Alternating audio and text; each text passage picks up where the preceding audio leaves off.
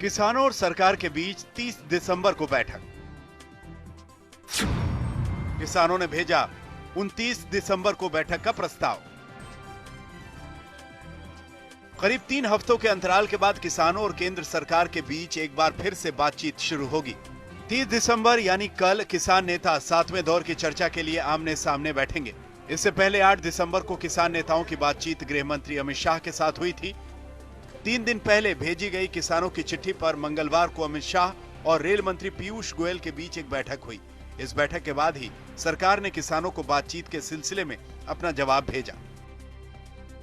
भारत सरकार किसानों के साथ साफ नियत और खुले मन से मुद्दों के तर्कपूर्ण समाधान के लिए प्रतिबद्ध है। आपकी ओर से लिखी गई चिट्ठी में उठाए गए चारों मुद्दों पर विस्तृत चर्चा की जाएगी। आपसे अनुरोध है कि 30 दिसंबर दोपहर 2 बजे विज्ञान भवन नई दिल्ली में केंद्रीय मंत्री स्तरीय समिति के साथ समाधान की बैठक में शामिल हों। हाँ, नहीं बदल दें तो उनकी भी वो रहनी चाहिए कि हम बड़े हैं, हमने अपने हिसाब से तारीख दी। बदल दें तो तारीख 30 में चले जाएंगे।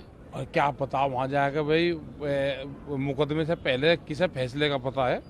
हाँ, ये तो मुकदमा है, तो सरकार की पॉलिसी है किसको बैठना है किसको नहीं बैठना है। हम तो ये है कि किसानों की जो जत्थेबंदी है वो जाएगी। किसानों के साथ सरकार अब तक 6 दौर की बातचीत कर चुकी है, लेकिन किसान तीनों कानूनों को खारिज करने से कम पर कुछ भी कबूल करने को तैयार नहीं है। यहाँ तक कि किसान नेताओं ने जो बातचीत का प्रस्ताव भेजा था उसमें भी पहली शर्त यही है। देखिए किसानों के प्रस्ताव की 4 शर्तें, जिसके आधार पर अब 30 दिसंबर को बैठक होनी है। 3 कृषि कानून रद्द करने की प्रक्रिया पर सबसे पहले चर्चा हो। एमएसपी की कानूनी गारंटी की प्रक्रिया पर बात हो। पराली जलाने पर सजा और जुर्माने पर बात हो और विद्युत संशोधन विधेयक में बदलाव पर बात हो।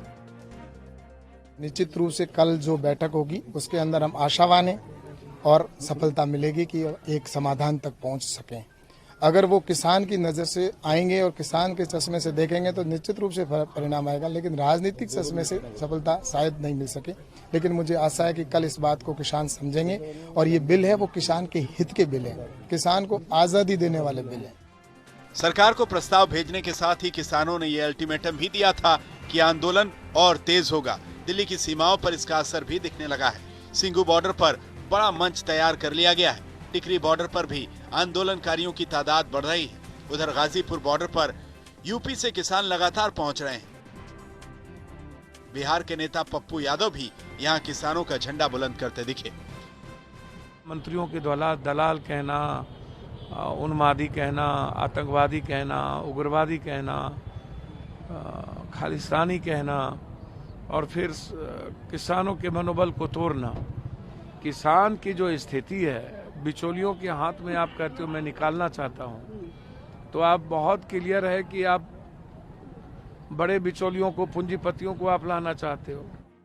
उधर केंद्र सरकार भी जवाबी रणनीति पर जोर शोर से काम कर रही है। कृषि मंत्री नरेंद्र सिंह तोमर से मुलाकात के लिए कई किसान संगठन लगातार पहुंच रहे हैं। इनकी यही अपील है कि नया कानून उनके हित में है और सरकार किसी भी दबाव में आकर कानूनों में बदलाव न करे। लिहाजा ये तो करीब करीब नामुमकिन लगता है कि आंदोलनकारी नेताओं की कानून वापस लेने की मांग पूरी होगी। इससे कम में क्या हो सकता है, ये कल ही तय होगा।